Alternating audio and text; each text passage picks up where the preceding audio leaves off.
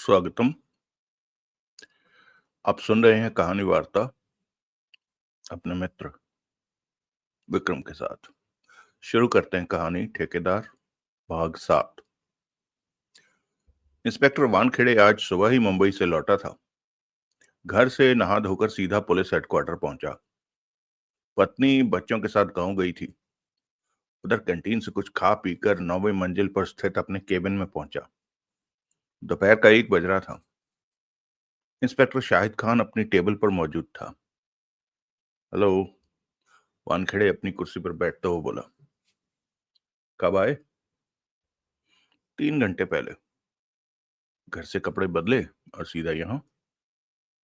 तभी फोन की बेल हुई। शाहिद खान ने रिसीवर उठाया। Hello. Yes sir. Shahid Khan संभला सा दिखा। जी, अभी अभी आए हैं। Right sir. रिसीवर रखते हुए शाहिद खान ने वानखेड़े को देखा। वानखेड़े की निगाह उस पर टिक चुकी थी। क्या हुआ? अच्छे वक्त पर आए हो तुम। इंस्पेक्टर शाहिद खान गंभीर सा कह उठा। कमिश्नर साहब का फोन था, तुम्हें पूछ रहे थे। कुछ देर पहले सुपर वॉल्ट में डकैती हुई है, तो वहां वहां जाने को कहा है। Super vault? Private super vault? Wankhede की आंखें सिकुड़ी। हाँ। शाहिद खान गंभीर था। सुपर वॉल्ट में डकैती का मतलब है मोटी रकम। वानखेड़े के होंठ सिकुड़ गए। डकैती सफल रही क्या? मालूम नहीं। वॉल्ट में चलो, वहीं पता चलेगा। तुम भी साथ आओ। दोनों उठ खड़े हुए। अगला दृश्य। दोपहर के 3 बजे सुपर वॉल्ट के भीतर कमरे में रजनी देवी, गौतम जी और राजन भसीन के सामने इंस्पेक्टर वानखेड़े और शाहिद खान मौजूद थे। इंस्पेक्टर, रजनी देवी कह रही थी, हमने जो किया मजबूरी में किया। मेरा बेटा देवराज चांद की कैद में था। अगर मैं उसकी बात न मानती तो वो विकास को मार देता। क्या मालूम अब भी वो विकास को छोड़ता है कि नहीं। वानखेड़े आंखें सिकोड़े रजनी देवी को देख रहा था। मेरी खातर गौतम जी ने इस काम में साथ दिया। इनका कहना है कि दौलत से ज्यादा जान की कीमत होती है। विकास की जान नहीं जानी चाहिए। देवराज चांद खतरनाक डकैती मास्टर है। हम उसकी बात से इनकार नहीं कर सके। वानखेड़े के होंठ भी सिकुड़ गए। मेरी बहन का अपहरण करके देवराज चाहन ने उसे कैद कर लिया। बदले में वो चाहता था कि डकैती में उसका साथ दूं, उसके रास्ते की दिक्कतें दूर करूं।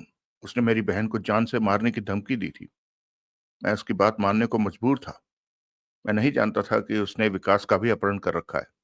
आज सुबह डकैती के वक्त मालूम हुआ, जब मेरे साथ गौतम जी भी देवराज चांद के रास्ते में आने वाली परेशानियों को दूर करते दिखे। वानखेड़े ने सिगरेट सुलगाई। एक तरफ खड़े शाहिद खान को देखा। सुरजीत सिंह के साथ हमने जो किया उसका हमें अफसोस है, राजन भसीन ने कहा। लेकिन वो सब करना मेरी मजबूरी थी। मैंने अपनी बहन को बचाने के लिए किया जो किया। इन्होंने विकास को बचाने के लिए किया।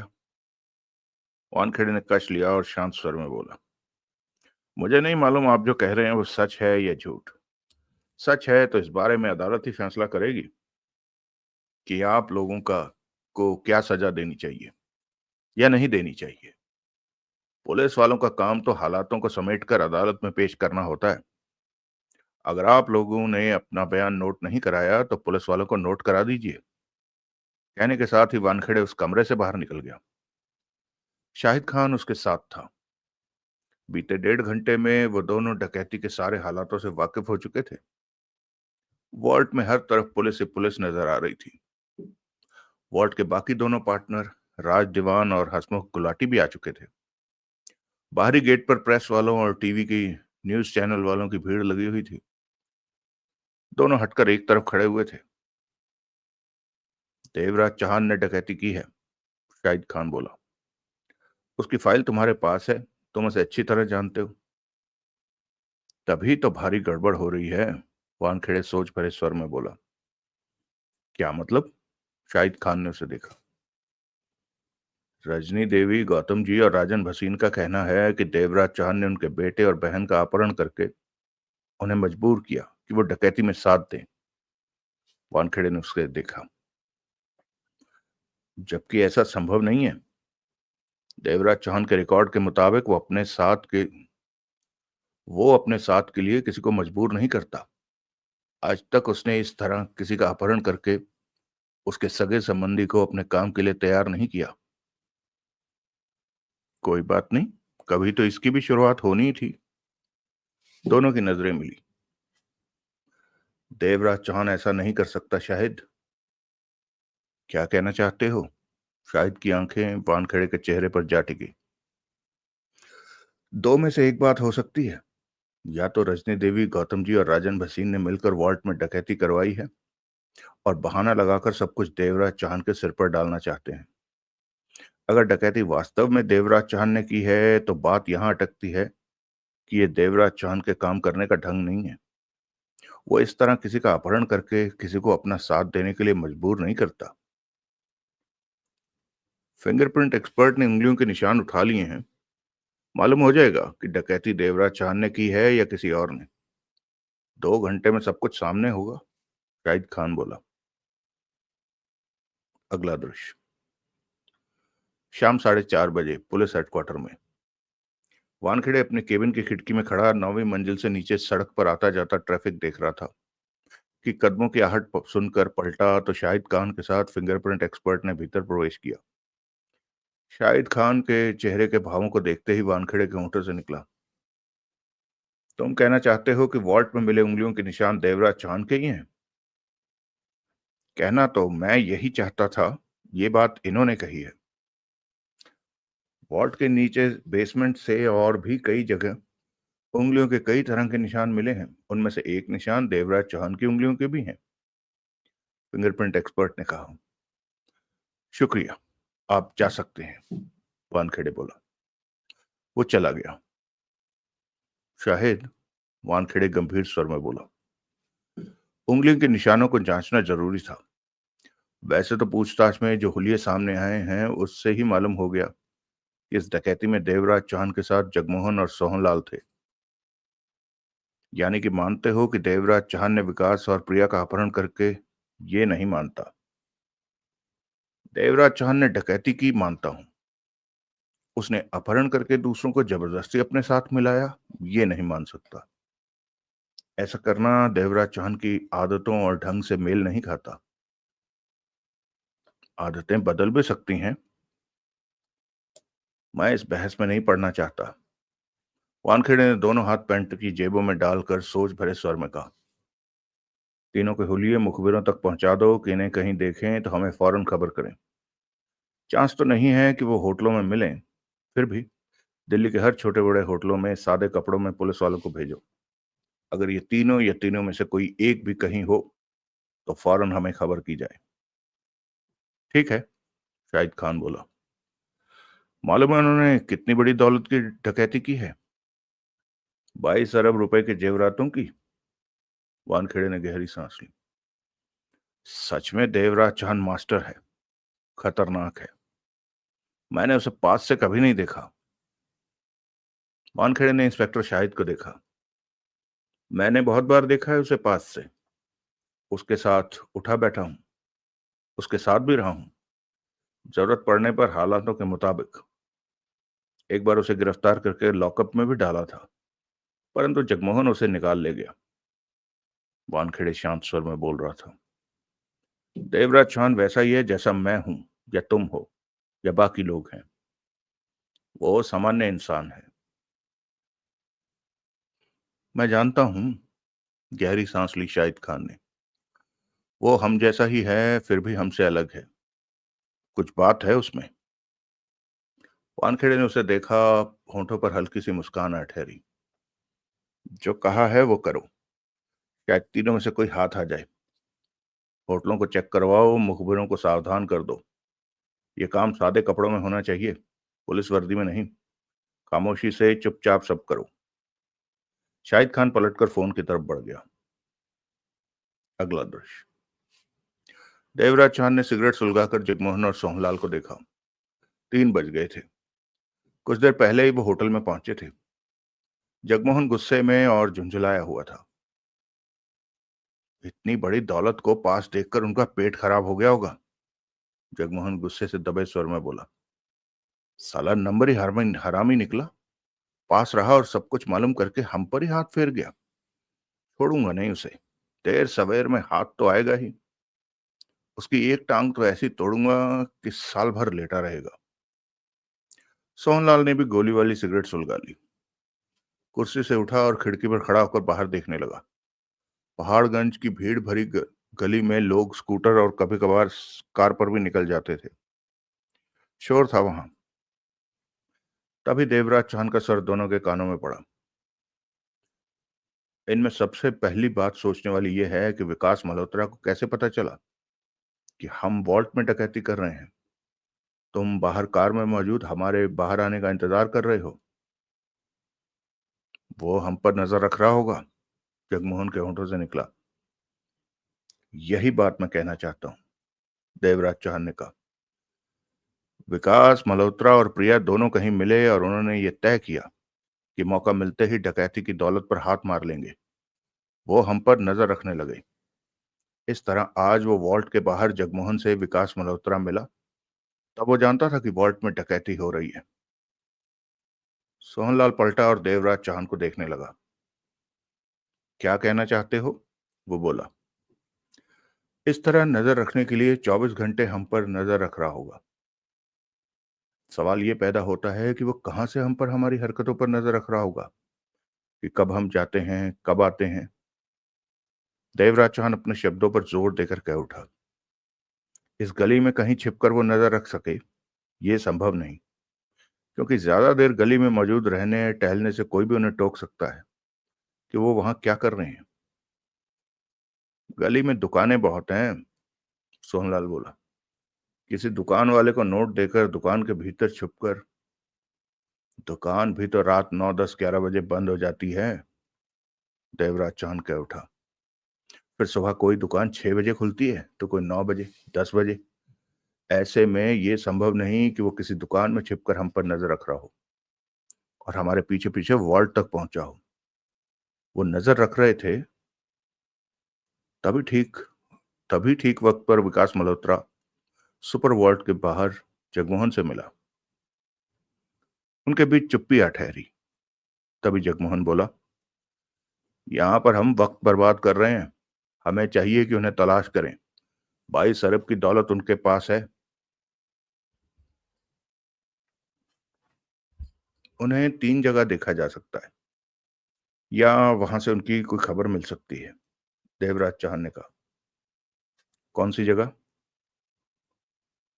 विकास का घर, प्रिया का घर, या फिर नारायणा का होटल गोलचा, जहां जाना उनका जाना बराबर रहता था। उस होटल में उनके बारे में पूछेंगे तो शायद होटल वाले उनके भीतर होने पर भी कह दें कि वो यहाँ नहीं है, क्योंकि विकास और प्रिया जानते हैं कि हम उन्हें तलाश करेंगे। ऐसे में होटल को मैं देखूंगा।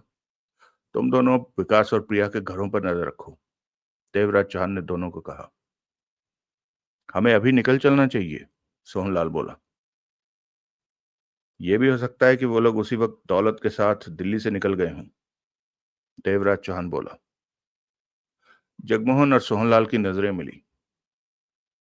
शायद, सोहनलाल धीमे स्वर में बोला।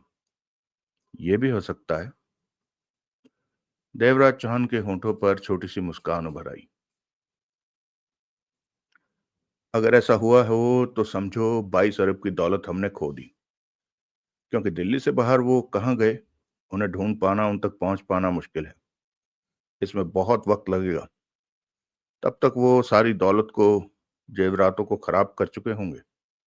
यह भी हो सकता है कि तब तक वो जेवरातों को बेचते हुए पुलिस के फंदे में जा फंसे। जगमोहन ने गहरी सांस लेकर मुंह घुमा लिया। वो होटल से बाहर निकलने की तैयारी करने लगे। ये बात तो उनके ख्यालों में भी नहीं आ सकती थी कि 22 अरब की दौलत मात्र 20 फीट सड़क पार सामने वाले होटल के कमरे में मौजूद है।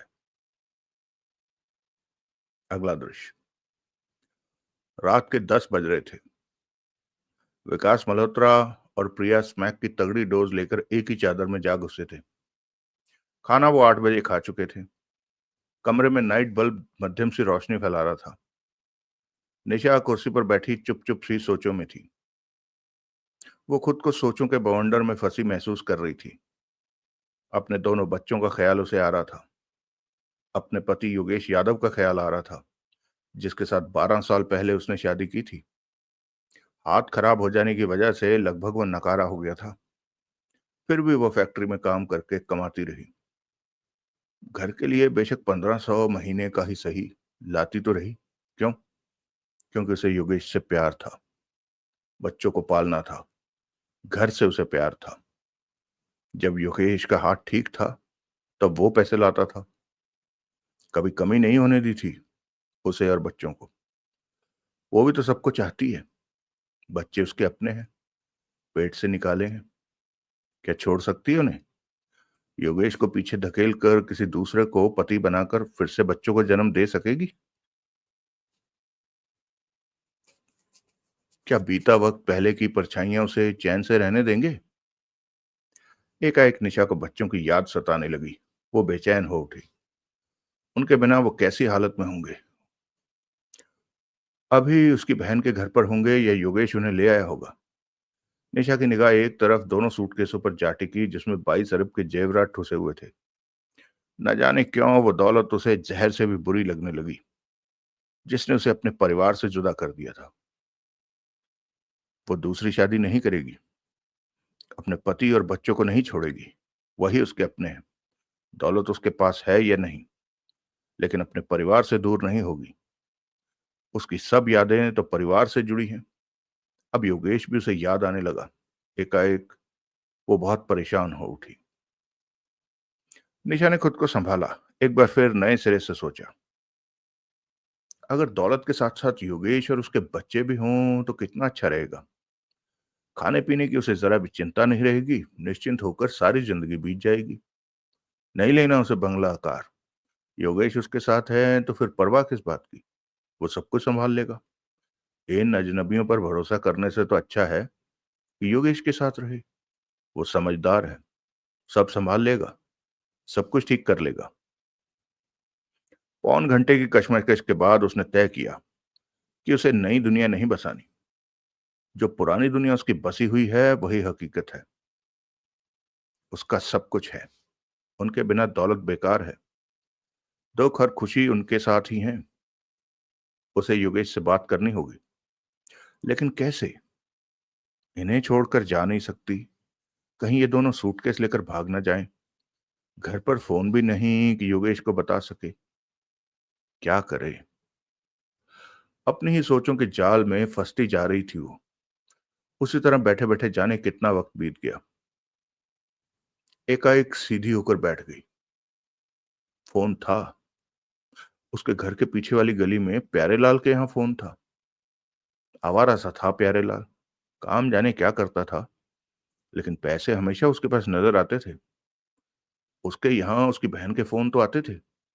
5-7 बार जब बहन का फोन सुनने गई तो उसकी नीयत ठीक नहीं लगी, इसलिए बहन को मना कर दिया कि वहां फोन ना किया करे। ये कोई 6 महीने पहले की बात थी। उसके बाद बाजार में एक दो बार प्यारे मिला। पूछा भी उसने कि अब उसकी बहन के फोन क्यों नहीं आते। तो उसने ये कहकर पीछा छुड़ाया था कि बहन माँ के पास गांव चली गई है। प्यारेलाल बुला सकता है योगेश को। उसने नाइट बल्ब की रोशनी में वॉल क्लॉक पर निगाह मारी। रात के 11:15 बज रहे थे। नजरें फोन पर गई, जो कि बेड के पास ही टिपाई पर पड़ा था। विकास और प्रिया को देखा, जो डोज लेने के बाद एक ही चादर में घुसे चिपके गहरी नींद में थे। फिर वो उठी और फोन को टिपाई से उठाकर वापस कुर्सी पर बैठ गई। फोन को गोद में रखा और रिसीवर उठाकर नंबर मिलाने लगी। बार बार उसकी नजर नींद में डूबे विकास और प्रिया पर जा रही थी। दूसरी तरफ बेल बजने लगी। निशा रिसीवर उठाए जाने का इंतजार करने लगी, परंतु बेल बजती रही। रिसीवर न उठाए जाने पर निशा का दिल धड़का कि क्या प्यारे घर पर नहीं। हेलो। तभी दूसरी तरफ से रिसीवर उठाया गया। प्यारेलाल की आवाज नशे से भरी थी। निशा ने चैन की सांस ली। प्यारेलाल जी। कौन? प्यारे का सर लड़खड़ाता सा कानों में पड़ा। पार्वती? नहीं। समझा। सपना होगी। तेरी मां सो गई क्या? मैं निशा बोल रही हूँ प्यारेलाल जी। निशा? प्यारे का स्वर नशे से भरा था। ये कौन है? रुक, डायरी खोल कर तेरा नाम देखता हूँ। प्यारेलाल जी, आपने ज्यादा पी रखी है, वरना आप तो मेरी आवाज सुनकर ही पहचान। ओ निशा! प्यारे की आवाज कानों में पड़ी। वो योगेश की बीवी? हाँ, वही। निशा, अब तेरी बहन का फोन क्यों नहीं आता? फोन सुनने के बहाने तू आ जाती थी तो दो बातें हो। दिल तो मेरा भी बहुत करता है आपसे मिलने का। निशा धीमे स्वर में बोल रही थी कि उन दोनों तक उसकी आवाज ना पहुंचे, लेकिन शर्म के मारे कभी कह नहीं पाई। अरे शर्म कैसी पगली, ये तो आपस की बात है। अब बता, कब मिलती है? मैं गांव से बोल रही हूँ। कुछ दिन बाद आऊंगी, तब आपसे मिलूंगी। पक्का? हाँ। मैं क्या झूठ कह रही हूँ? वो बात नहीं है, मैं तो जरा बात पक्की कर रहा था। मेरे पीने पर मत जाना। महीने में एक बार थोड़ी सी पी लेता हूँ। मुझे पता होता तो आज नहीं पीता। इसमें बुराई क्या है? पीना तो मर्दों की शान है। निशा ने नींद में डूबे दोनों पर निगाह मारी। हाँ हाँ, वो तो है, शान तो है। अब मेरा एक काम कर दीजिए। रात के 12 बज रहे हैं। जरूरी न होता तो फोन न करती। कर कर, तू सारी रात फोन कर। बोल, पैसों की जरूरत है तो मैं गांव आकर दे जाता हूँ। आप मेरे पति को बुला दीजिए, बहुत जरूरी बात करनी है। योगेश को? प्लीज प्यारेलाल जी, मेरी खातिर तकलीफ। तकलीफ कैसी निशा? मैं अभी उसे बुला लाता हूँ। उसे आने में 5-7 मिनट तो लगेंगे। मैं 10 मिनट बाद फोन करती हूँ। कर कर, करना। निशा ने रिसीवर रख दिया। उधर नजर मारी, वो दोनों अभी भी गहरी नींद में थे।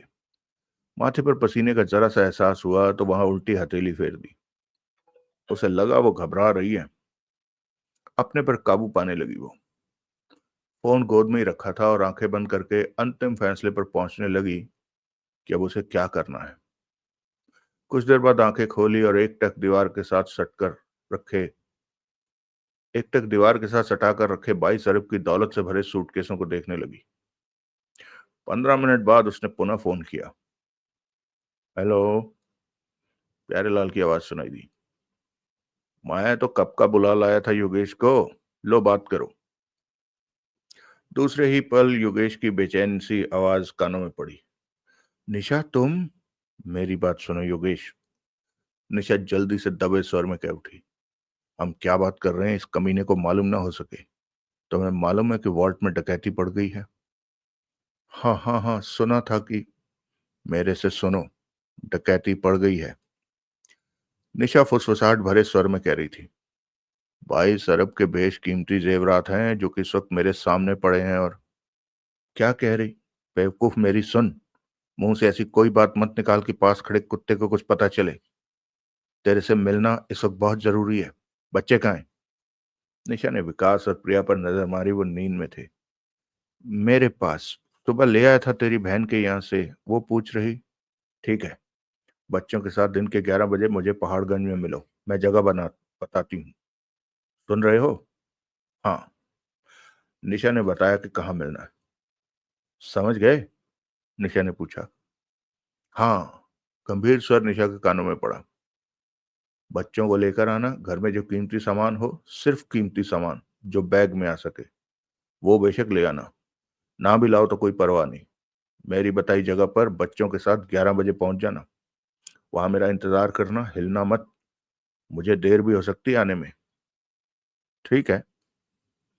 निशा ने फौरन रिसीवर रखा और फोन को वापस टिपाई पर रख दिया और फिर पास जाकर यह तसल्ली की कि प्रिया और विकास सच में नींद में है। उसके बाद बालकनी में पहुंची। सड़क पर अब शांति थी। कभी कभार किसी वाहन का या आते जाते लोगों की आवाज कानों में पड़ जाती थी। उसने सड़क पार सामने होटल के कमरे की खिड़की पर निगाह मारी। देवराज चौहान वाले कमरे में अंधेरा था। या तो वो होटल में लौटे नहीं थे, या उन्होंने होटल छोड़ दिया था। निशा को उनकी चिंता भी नहीं थी, क्योंकि देवराज चौहान या उसके दोनों साथी उसे नहीं जानते थे, पहचानते भी नहीं थे। वो भी उन्हें नहीं पहचानती थी। ऐसे में आमना-सामना हो जाने पर भी उनसे उसे कोई खतरा नहीं था। बालकनी से हटकर वो वापस कुर्सी पर आ बैठी। आंखों में नींद नहीं थी। वो तो ये सोच रही थी कि कल क्या करना है, कैसे करना है। सोचों के साथ-साथ वो अपने फैसले के अंतिम चरण पर पहुंचती जा रही थी। अगले 1 घंटे में उसने तय कर लिया था कि कल उसे करना क्या है। अगला दृश्य।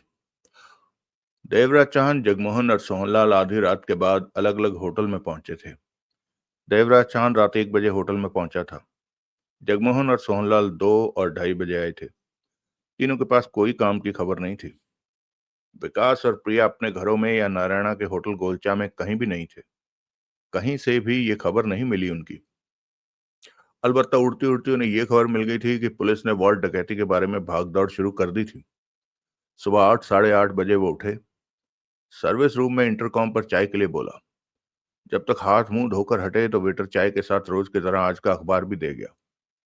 विकास और प्रिया की कोई खबर नहीं कि 22 अरब के जेवरात के साथ वो कहाँ छिपे हैं। देवराज चौहान ने चाय का घूंट भरा। मेरे ख्याल में अब उस दौलत को पाना आसान नहीं रहा। वो दोनों दिल्ली से दौलत के साथ बाहर निकल गए हो सकते हैं, या फिर कहीं छिप। पुलिस ने कल वॉल्ट डकैती को लेकर भाग दौड़ शुरू कर दी है, सोहनलाल बोला। रजनी देवी, गौतम जी या भसीन के जरिए उन्हें मालूम हो सकता है कि ये डकैती हमने की है। वो तीनों बचने वाले नहीं है। उन्होंने डकैती में हमारी सहायता की है।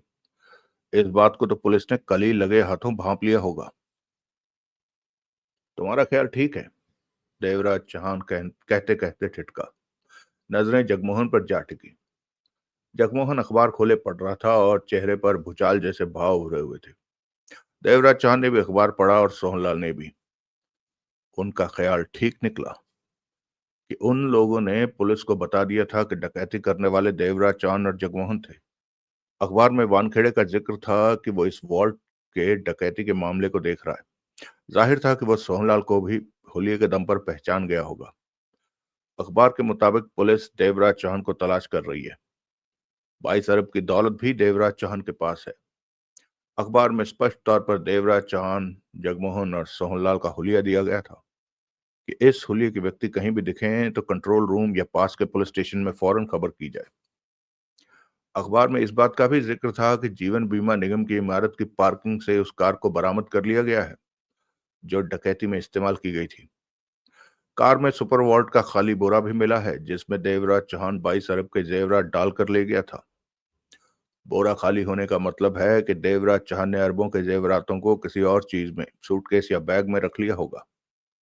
पुलिस का ख्याल है कि डकैती से पहले ही देवराज चौहान ने एक कार जीवन बीमा निगम की पार्किंग में खड़ी कर दी होगी कि डकैती के बाद वहां पहुंचे और दूसरी कार पर भाग सके। पुलिस का दावा है कि शहर से बाहर जाने वाले रास्तों पर नाकाबंदी कर दी गई है। पुलिस हर जगह कड़ी नजर निगरानी रख रही है कि वो शहर से बाहर ना निकल सके। एक जगह वानखेड़े का कहना था कि उसे पूरा विश्वास है कि देवराज चांद दिल्ली से बाहर नहीं निकल सकेगा और बहुत जल्द पुलिस की गिरफ्त में होगा। तीनों एक दूसरे को देखने लगे। ये तो बैठे बिठाए ही मुसीबत गले पड़ गई, जगमोहन उखड़े स्वर में कह उठा। डकैती की और दौलत वो हरामी नशेड़ी विकास ले उड़ा। वो कहीं मौज कर रहा होगा और पुलिस हमारे पीछे है। वानखेड़े भी इस मामले में आ गया है।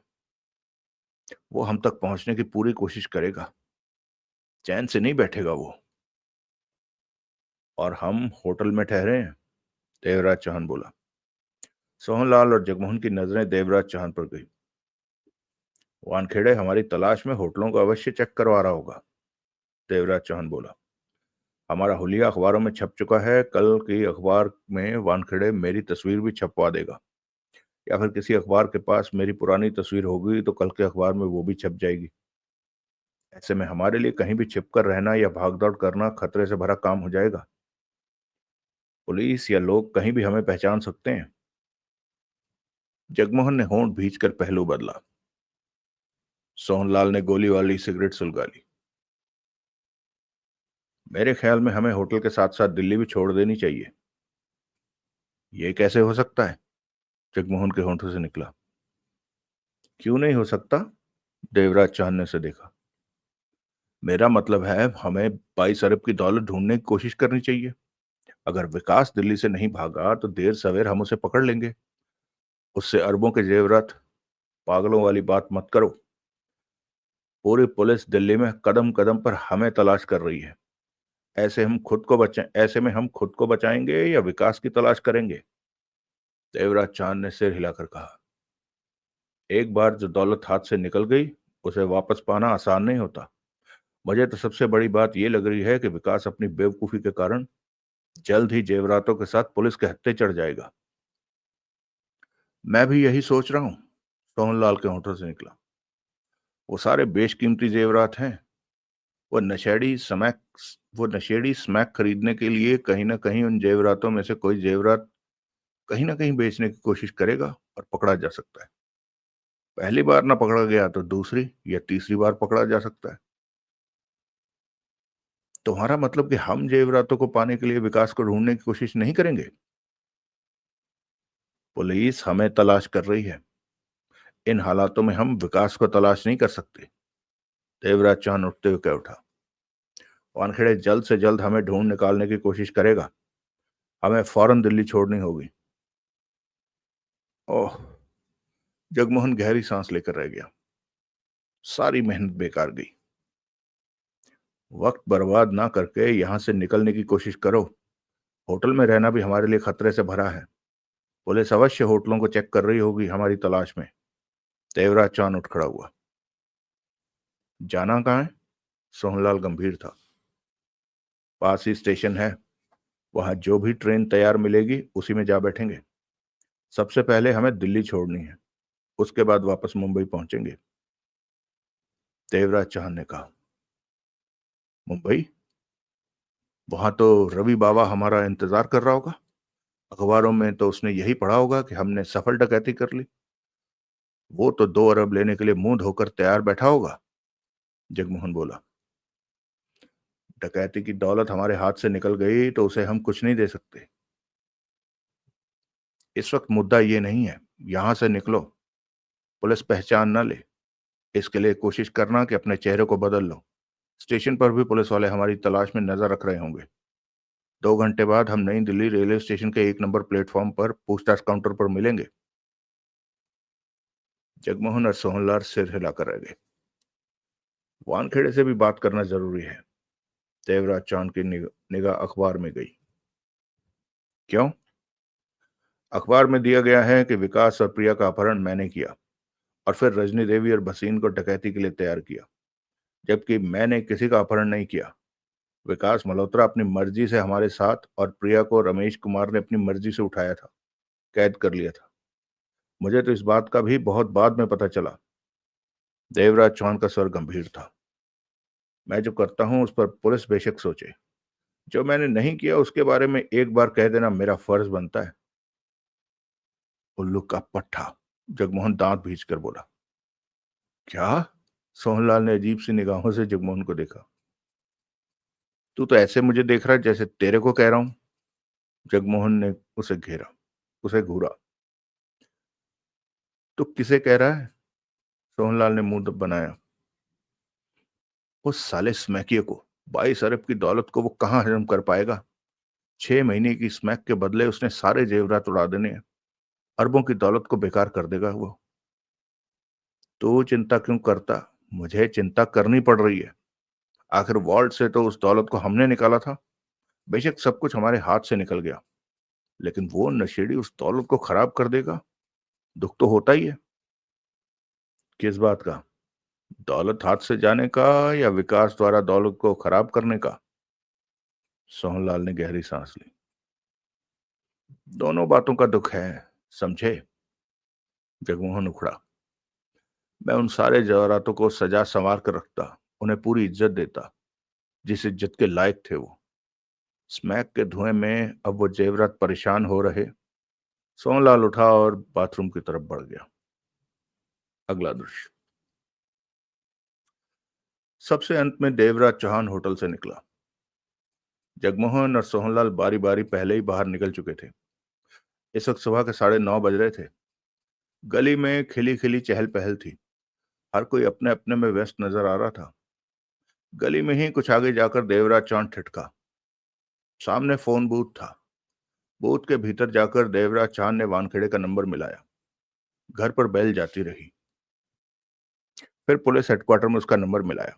वहां बात हुई। हेलो। उधर से इंस्पेक्टर शाहिद खान था। देवराज चांद एक बार पहले उससे बात कर चुका था। उसने आवाज को पहचाना।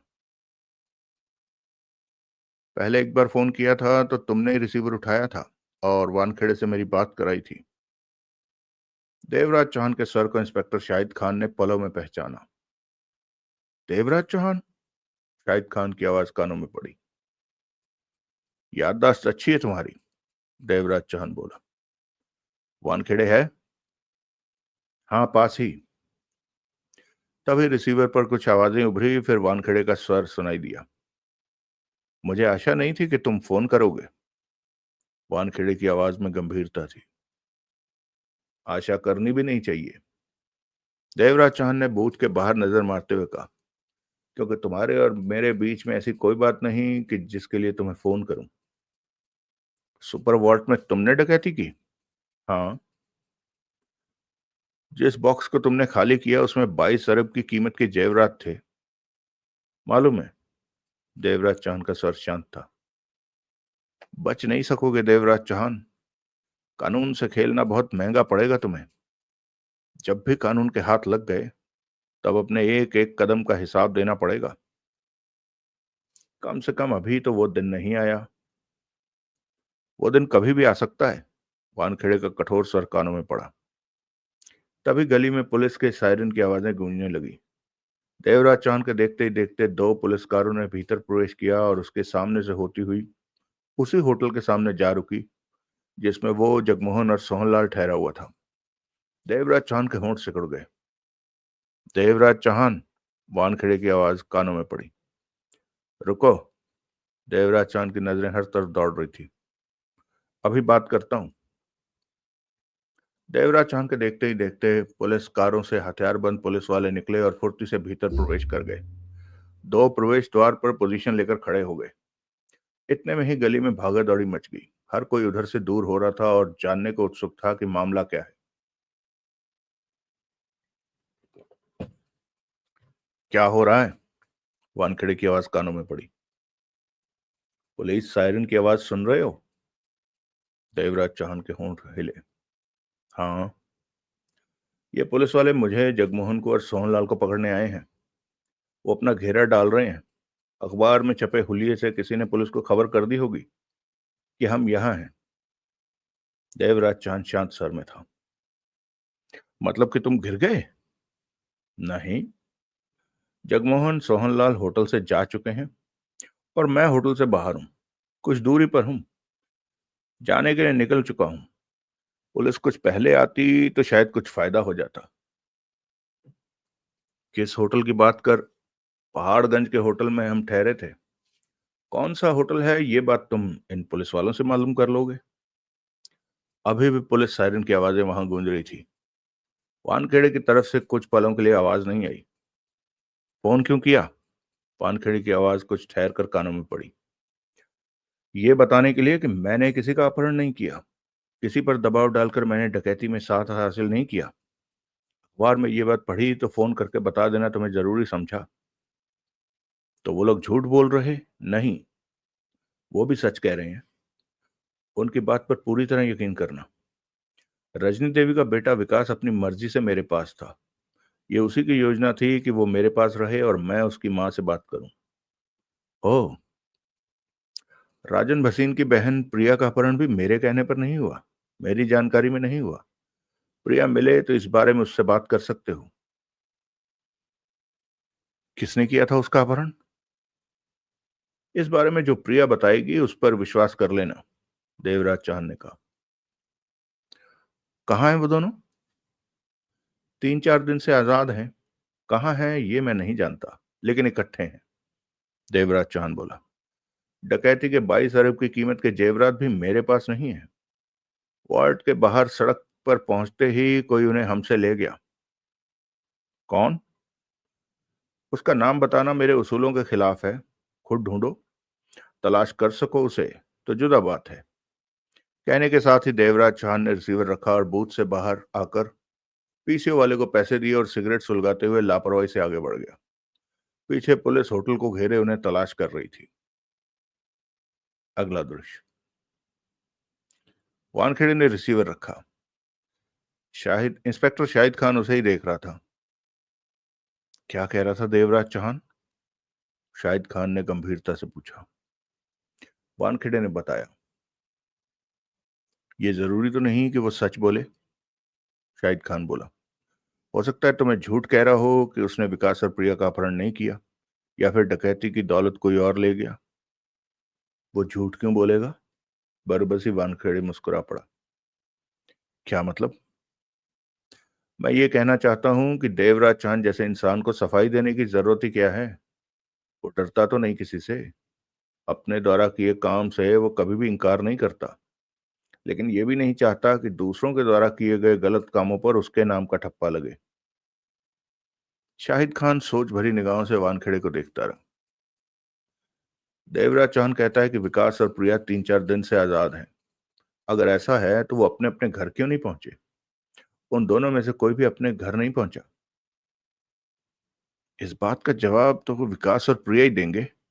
मैं भी नहीं समझ पा रहा हूँ कि 3-4 दिन से वो हैं कहाँ। उन्हें इन हालातों में अपने घर वालों को फोन तो अवश्य करना चाहिए था। वानखेड़े ने उसे देखा। पुलिस किसी तरह उस होटल तक पहुंच गई जहां देवराज चौहान, जगमोहन और सोहनलाल ठहरे थे, लेकिन वो बच गए। पुलिस के पहुंचने से कुछ देर पहले ही उन्होंने होटल खाली कर दिया था। शाहिद खान ने गहरी सांस ली, फिर सिर हिलाकर बोला। देवराज चौहान इतनी किस्मत वाला क्यों है? हर बार बच क्यों निकलता है? किस्मत अपनी, कर्म अपने। कर्म? शाहिद खान की आंख सिकुड़ी। उसके कर्म कौन सा अच्छे हैं? वो डकैती डालता है और कानून की निगाहों में उसके कर्म बुरे हो सकते हैं भी, लेकिन ऊपर वाले को तो उसके कर्मों में कोई खोट नजर नहीं आ रहा। तभी तो वो हर बार उसे कानून के हाथों से बचा लेता है। वानखेड़े मुस्कुराया। जो तुम कह रहे हो, क्या उस पर तुम्हें विश्वास है कि ऐसा ही हो रहा है? मालूम नहीं, वानखेड़े ने कंधे उचकाए। शाहिद खान कई क्षणों तक वानखेड़े को देखता रहा। वानखेड़े ने सिगरेट सुलगाई और टहलने लगा। अब देवराज चौहान कहाँ है? मालूम नहीं। वो होटल छोड़ चुका है जहां वो ठहरा था। इन हालातों में वो दिल्ली में रुकना जरा भी पसंद नहीं करेगा, क्योंकि पुलिस उसे ढूंढ रही है। वो दिल्ली से निकल जाएगा, जगमोहन और सोहनलाल के साथ। वानखेड़े ने सहमति में सिर हिलाया।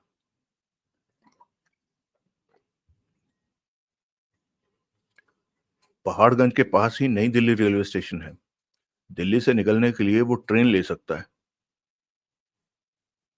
इस बारे में कुछ नहीं कहा जा सकता। देवराज चांद के सामने दिल्ली से बाहर जाने के कई रास्ते होंगे। पुलिस हर जगह फैली है, लेकिन आशा कम ही है कि वो पुलिस के हाथ पड़े। वानखेड़े ने गंभीर स्वर में कहा। अगला दृश्य।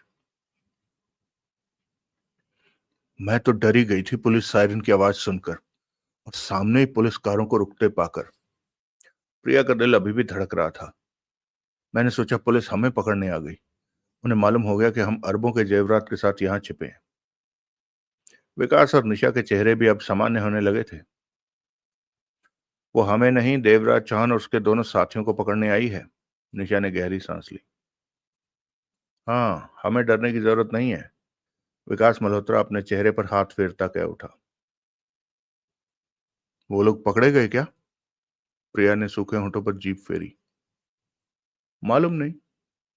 विकास ने सूटकेसों पर नजर मारी। हमारा बाहर देखना ठीक नहीं। देवराज चांद, जगमोहन या सोहनलाल की नजर पड़ सकती है हम पर। प्रिया ने विकास और निशा को देखा। लेकिन पुलिस को कैसे मालूम हुआ कि वो लोग सामने वाले होटल में ठहरे हुए हैं? प्रिया ने बेचैनी से कहा। मालूम हो गया होगा। पुलिस का क्या, अपने काम की बात ढूंढी निकालती है। विकास अपनी घबराहट पर काबू पाते हुए बोला। लेकिन इस बात से हमें घबराना नहीं चाहिए। मैं कहाँ घबरा रही हूं, प्रिया के होंठों से निकला। निशा ने वॉल क्लॉक पर नजर मारी। दिन के 12 बज रहे थे।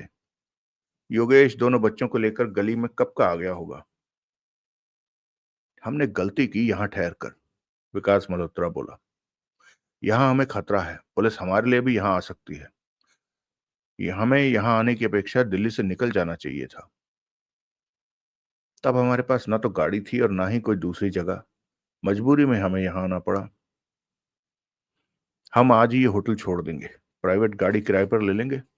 होटल वालों को कह देंगे कि हमें शिमला जाना है, वही गाड़ी बुलवा देगा। विकास मल्होत्रा ने प्रिया और निशा पर निगाह मारी।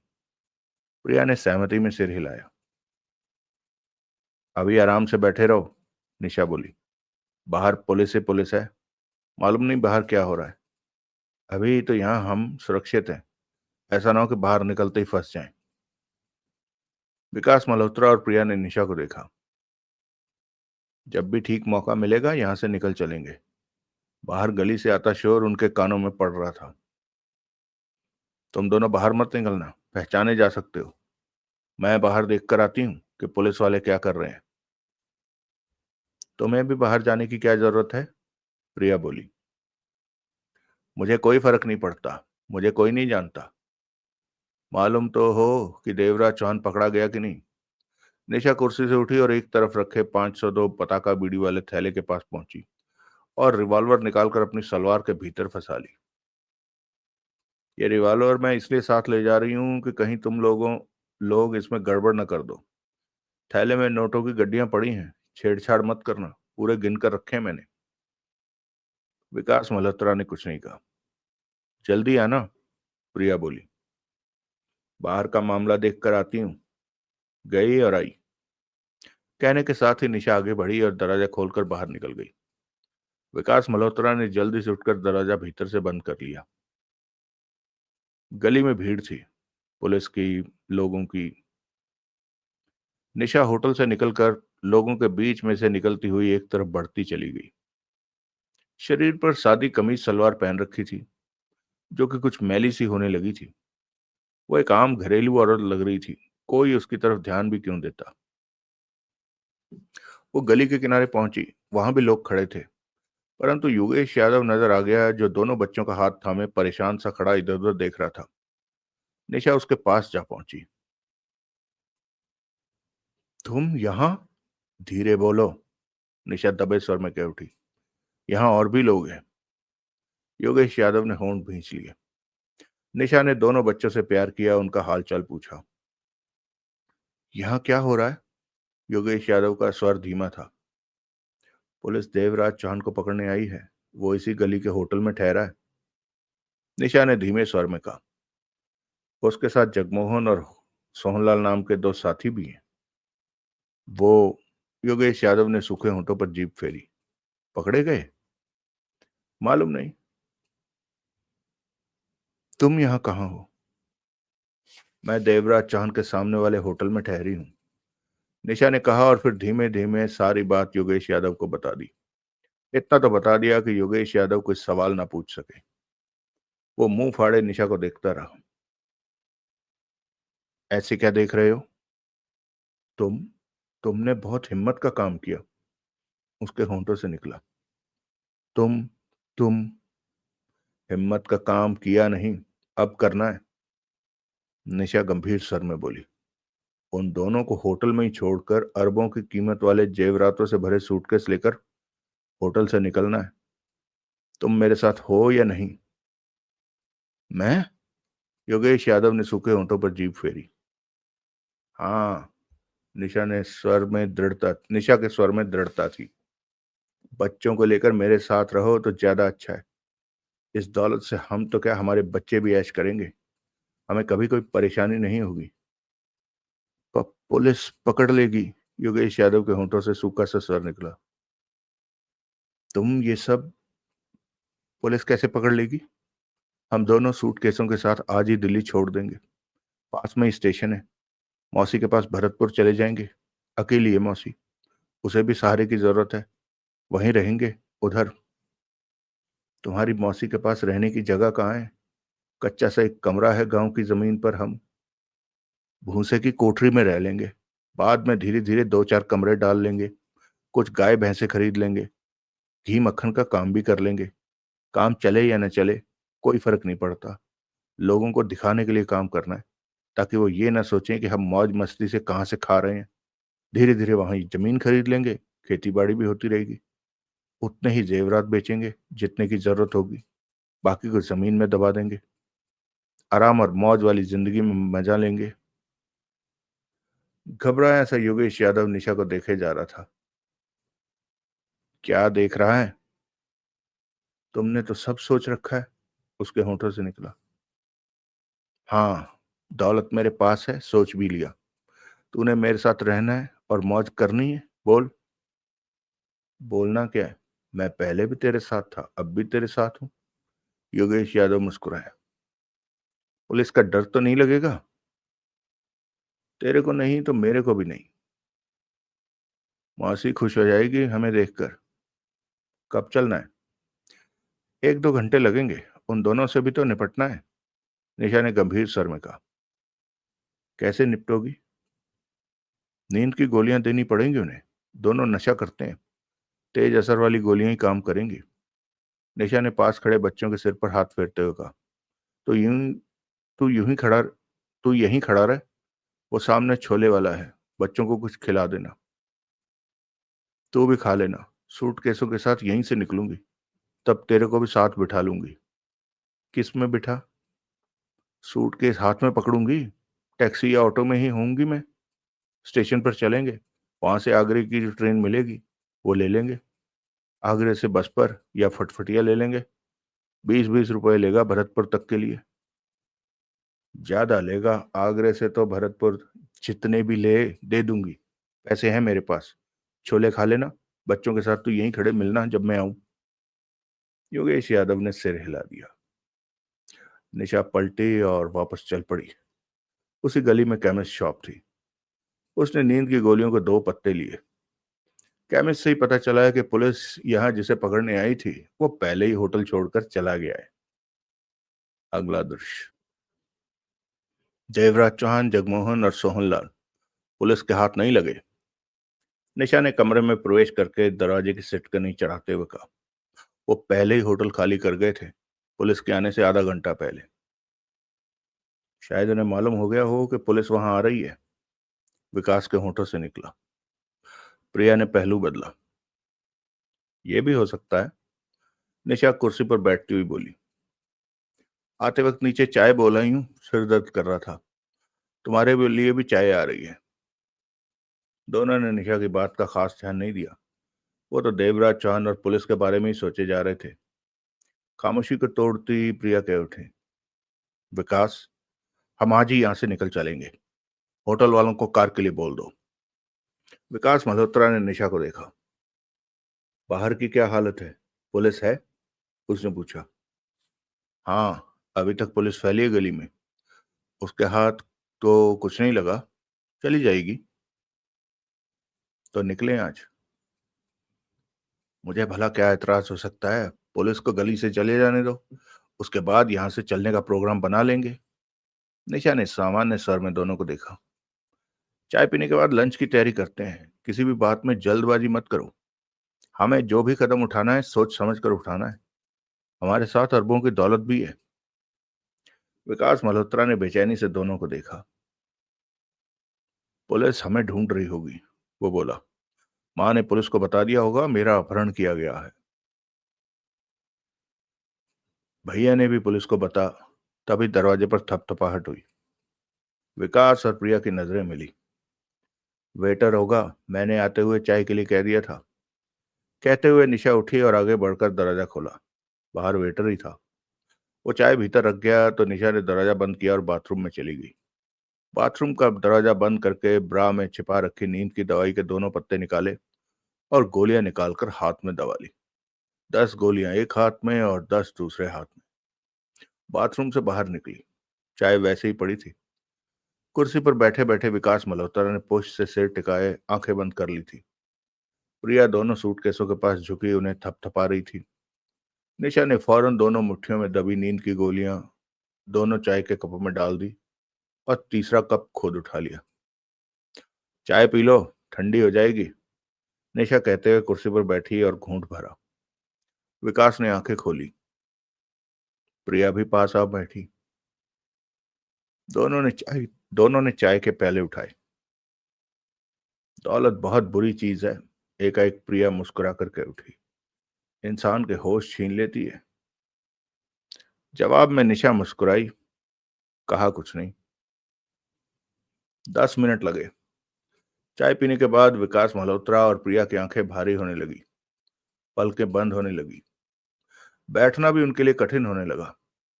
वो तो सोच भी नहीं सकते थे कि ये सब निशा का किया धरा है। नींद की 10-10 गोलियां उनके चाय के प्याले में डाली। क्योंकि वो स्मैक जैसे नशे के आदी थे, इसलिए 10 नींद की गोलियों को सह तो जाना था, परंतु इस वक्त उनका असर तगड़ा हो रहा था। विकास, मुझे क्या हो रहा? प्रिया लड़खड़ाती आवाज में कह उठी। मुझे भी हो रहा, निशा फौरन कह उठी। नींद आ रही। विकास मल्होत्रा दोनों हाथों से अपने सिर को दबा रहा था। चाय में कुछ था, वो बोला। किसी ने शरारत की है। दरवाजा भीतर से बंद कर लेना, निशा कह उठी। किसी की शरारत है तो यकीनन सूटकेसों में पड़ी दौलत के लिए की होगी। दरवाजा बंद होगा तो कोई भीतर नहीं आ सकेगा। मुझे नींद आ रही है। तब तक प्रिया कुर्सी पर बैठे बैठे ही नींद की गोलियों के नशे में गहरी बेहोश होकर लुढ़क गई। उसकी गर्दन एक तरफ झुक गई। विकास ने आंखें मिचमिचाकर प्रिया को देखा, जो कि उसे स्पष्ट नजर नहीं आ रही थी। निशा शांत निगाहों से दोनों को देख रही थी। समझ चुकी थी कि उसकी कोशिश सफल रही। प्रिया, तुम। विकास मल्होत्रा की आंखें पूरी तरह बंद होने लगी। मुझे नींद क्यों आ रही है? कहती हुई निशा कुर्सी से उठी और विकास के पास पहुंचकर उसे बांह से पकड़कर उठाती हुई बोली, हम बेड पर लेट जाते, उठो। विकास उठा, ठीक से चल नहीं सका। निशा ने उसे बेड पर लुढ़का दिया। वो गहरी बेहोशी में डूब चुका था। उसकी टांगें नीचे लटक रही थी। उसके बाद उसने कुर्सी पर बेहोश पड़ी प्रिया को संभाला और उसे भी बेड पर लेटा दिया। दोनों बेसुध पड़े थे बेड पर। निशा कई पलों तक उन्हें देखती रही, फिर पलटकर सूटकेसों के पास पहुंची। दोनों सूटकेसों के नीचे छोटे छोटे पहिए लगे थे। निशा ने सूटकेसों की बेल्ट को दोनों हाथों में पकड़ा और उन्हें लेकर दरवाजे की तरफ बढ़ गई। भारी सूटकेस थे, परंतु पहिए लगे होने के कारण वो खिलौने की भांति खिंचे चले जा रहे थे। प्रिया ने दरवाजा खोला। प्रिया नहीं होना चाहिए था, यहाँ निशा होना चाहिए था। निशा ने दरवाजा खोला। दोनों सूटकेसों को बाहर निकाला, फिर दरवाजा बंद किया। दरवाजे के हैंडल पर लटकी उल्टी तख्ती को सीधा कर दिया, जिस पर लिखा था, डू नॉट डिस्टर्ब। अगला दृश्य। चलो ये सीन पढ़ के फिर भी बंद करेंगे। सफेद रंग की मारुति वैन स्टेशन के बाहर रुकी। शोर हर तरफ था। लोगों की भीड़, सामान लेकर आते जाते लोग और कुली। सामान के साथ फर्श पर बैठे लोगों का मेला लगा हुआ था। स्पीकर से गूंजती अनाउंसर की आवाज बहुत भली लग रही थी। तनाव से दूर एक नई दुनिया लग रही थी। छत से ढका विशाल बरामदा था। दूर शीशे का प्रवेश द्वार नजर आ रहा था। एक तरफ टिकट विंडो की लाइन लगी नजर आ रही थी, जहां लोगों की लंबी लंबी कतारें थी। निशा बाहर निकली। योगेश यादव ने दोनों बच्चों को संभाला और नीचे उतार लिया। ड्राइवर भाई, निशा बोली, ये सूटकेस उतार देना। अभी लो बहन जी। ड्राइवर ने जैसे तैसे उन दोनों भारी सूटकेसों को मारुति वैन से बाहर निकाला। होटल वाले ने ही मारुति वैन करके दी थी। वहां से स्टेशन का फासला 2 किलोमीटर का था, इसलिए वैन वाले ने 100 रुपए मांगे थे। निशा ने फौरन हाँ कर दी थी। ड्राइवर भैया, निशा पुनः प्यार से बोली, इन सूटकेसों को ये 3 सीढ़ियां ऊपर बरामदे में रख दो। नीचे पहिए लगे हैं, वहां से हम खींच कर ले जाएंगे। अब जरा सा काम के लिए कुली क्या बुलाना। बहन जी, ये तो बहुत भारी हैं। ड्राइवर बोला, इन्हें कैसे उठाकर ऊपर रखूं? निशा ने योगेश यादव को देखा। क्यों जी, आप खड़े खड़े क्या देख रहे हो?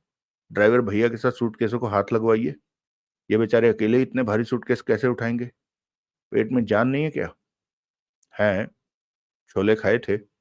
योगेश यादव हड़बड़ा कर आगे बढ़ा। दोनों ने सूटकेसों को उठाकर सीढ़ियों के पास बरामदे में रखा। मेहरबानी ड्राइवर भैया। मेहरबानी कैसी, ये तो हमारा काम है, ड्राइवर बोला। 100 रुपया दीजिए, पीछे गाड़ियों की लाइन लग गई है। निशा ने हाथ में पकड़े 502 पता का बीड़ी के थैले में हाथ डाला और 500 का एक नोट बाहर निकालकर उसकी तरफ बढ़ाया। लो ड्राइवर भैया, 400 रुपये वापस कर दो। ड्राइवर ने नोट लेकर देखा, फिर बोला, मेरे पास तो 400 नहीं है, आज सुबह से कोई सवारी ही नहीं मिली। कुछ भी नहीं है? 60-70 रुपए हैं, वही दे दो। ड्राइवर ने करीब 65 रुपए निकाल कर निशा के हाथ पर दिए। निशा ने उन पैसों को 502 पता का बीड़ी के थैले में डाला और थैले का मुंह बंद करके पकड़ लिया। बाकी कितने रुपए रह गए? 65 रुपए तूने दिए, बाकी 335 रुपए रह गए। याद रखना, भूल मत जाना, दोबारा जब आऊंगी तो इन पैसों का हिसाब कर लूंगी। ठीक है बहन जी, दूध में धोकर हिसाब करूंगा। जरूर आना बहन जी, मुझे याद कर लेना। नाम क्या है तुम्हारा? नाम की क्या जरूरत है, होटल में बोल देना, हाजिर हो जाऊंगा। मेरे सगे भाई का होटल है। और तू टैक्सी चलाता है भैया जी? निशा ने उसे घूरा। Taxi driver हड़बड़ाया। अपनी अपनी किस्मत है बहन जी। ड्राइवर मासूम सा स्वर बनाकर कह उठा। माँ ने सारी जायदाद उसे दे दी। माँ बड़े को ज्यादा प्यार करती थी। चलता हूँ बहन जी, पीछे गाड़ियों की लाइन लग गई है, अभी पुलिस वाला आ जाएगा। दोबारा जब भी आए तो मुझे याद कर लेना, 335 रुपए का हिसाब कर दूंगा। नमस्कार। कहने के साथ ही वो जल्दी से वैन की ड्राइविंग सीट पर बैठा और गाड़ी आगे बढ़ा दी। दिमाग खराब हो गया तुम्हारा? योगेश कह उठा। क्यों? 100 के बदले तुमने उसे 500 का नोट क्यों दिया? बहुत पैसे हैं मेरे पास, निशा उसके कान में बोली। क्या? 5 लाख तो रमेश का ही दिया हुआ है, उन्हीं नोटों में से ये 500 का नोट था। तो पैसे खराब क्यों कर रही है? फालतू की बात मत कर। एक सूटकेस तू खींच, दूसरा मैं। आओ बच्चों। दोनों ने एक एक बच्चे का हाथ पकड़ा और एक एक सूटकेस की बेल्ट पकड़ी और टिकट विंडो की लाइन की तरफ बढ़ गए, जहां लोग टिकट लेने के लिए लाइन में लगे थे। तेज शोर हो रहा था। नीचे बैठे लोगों में से रास्ता बनाते वो टिकट विंडो के एक तरफ पहुंचे। योगेश, सूटकेस और बच्चों का ध्यान रख, मैं रखती हूँ, तू आगरा की 2 टिकटें ले आ। कहने के साथ ही 502 पता का बीड़ी के थैले के भीतर हाथ डालकर 500 का नोट निकाला और उसे थमा दिया। पहले ट्रेन का पता कर लूं, कौन सी ट्रेन आगरा? गोली मार ट्रेन को। तू टिकट ले आ, गलत ट्रेन में चढ़ गए तो भीतर दोबारा टिकट ले लेंगे। तब कम से कम टिकट तो पास में हो, कह देंगे गलती से चढ़ गए, ट्रेन को आगरा जाना चाहिए। 500 का नोट थामे योगेश यादव उस तरफ बढ़ गया जहां टिकट लेने के लिए लोगों की लाइन लगी थी। चलिए दोस्तों, इस भाग को हम यहीं रोक रहे हैं।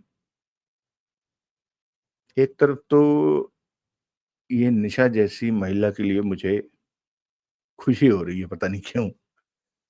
दूसरी तरफ जिनके साथ धोखा हुआ है उनके लिए दुख हो रहा है।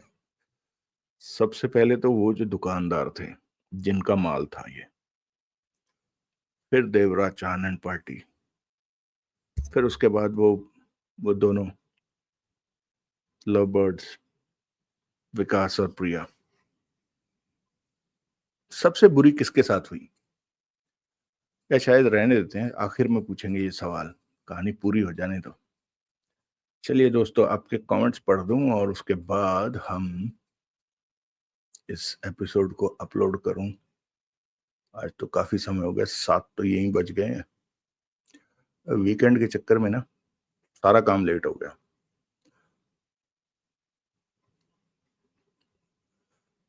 वीकेंड है तो ऑफिस में ज्यादा टाइम लगा, ऑफिस में ज्यादा टाइम लगा तो यहाँ टाइम यानी देर हो गई। अ,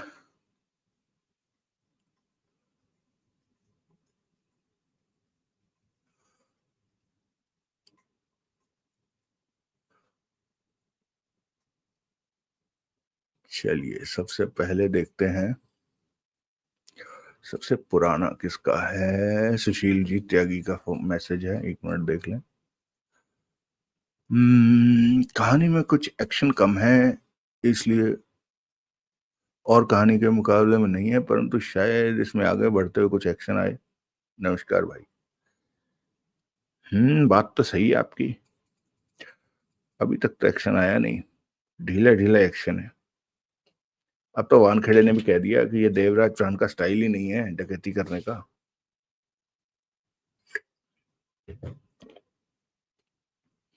खैर देखते हैं, एक भाग और बच गया, अब उसमें क्या एक्शन और क्या इनएक्शन।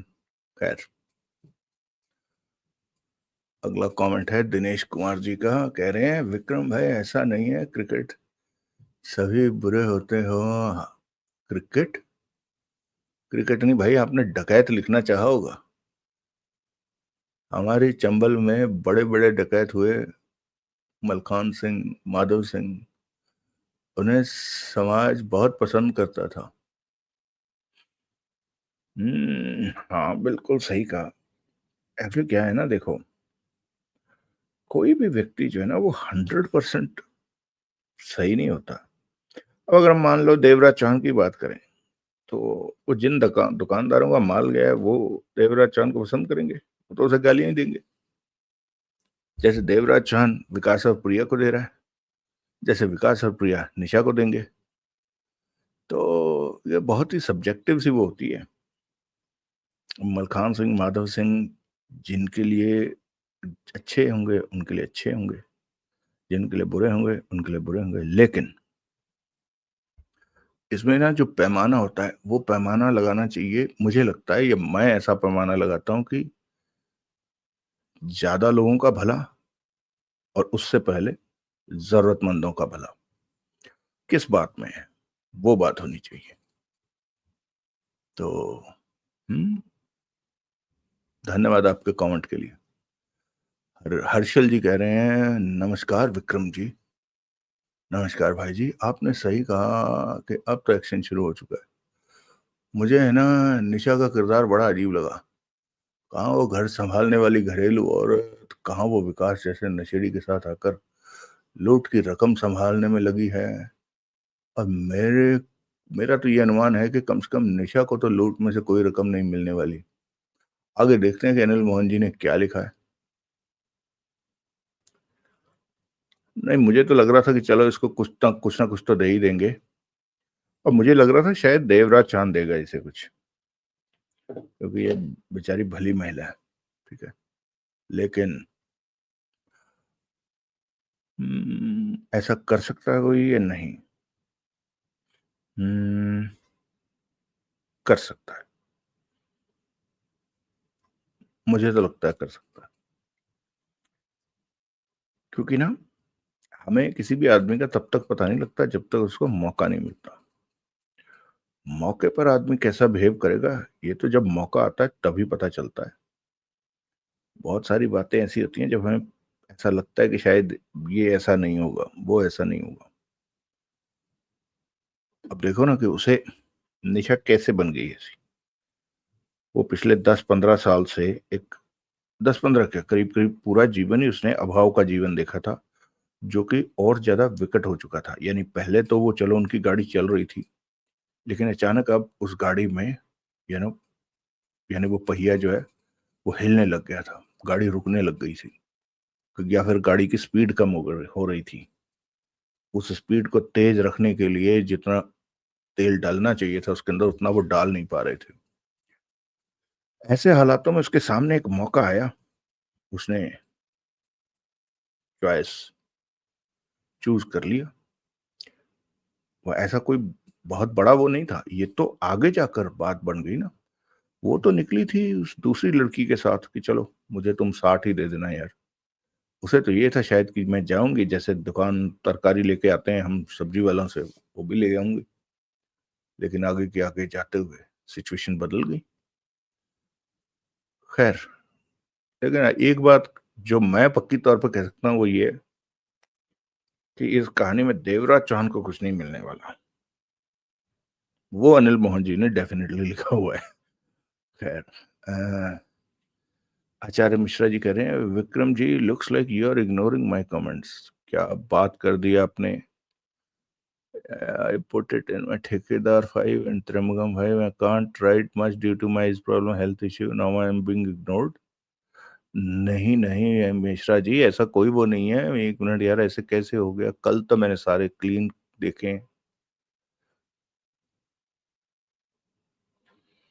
1 मिनट।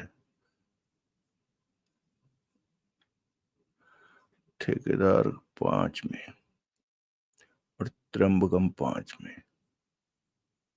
हाँ, ठेकेदार में आपने लिखा था मार्वलस लवली, और इसमें लिखा हुआ है आपने। अच्छा, ये मुझे पहले तो ये बताइएगा कि आपने संस्कृत लिखी कैसे है? ऐसा अद्भुत अविस्मरणीय अलौकिक मनोरंजक प्रस्तुति विक्रम जी। सर्वे परिवार सुखिनः सन्तु। क्या बात है, क्या बात है। अब मैं इसका संस्कृत में उत्तर तो नहीं दे सकता, लेकिन मैंने आपका कमेंट पढ़ लिया। चलिए आगे बढ़ें अब। देख रहे हैं हम, कहाँ था मैं?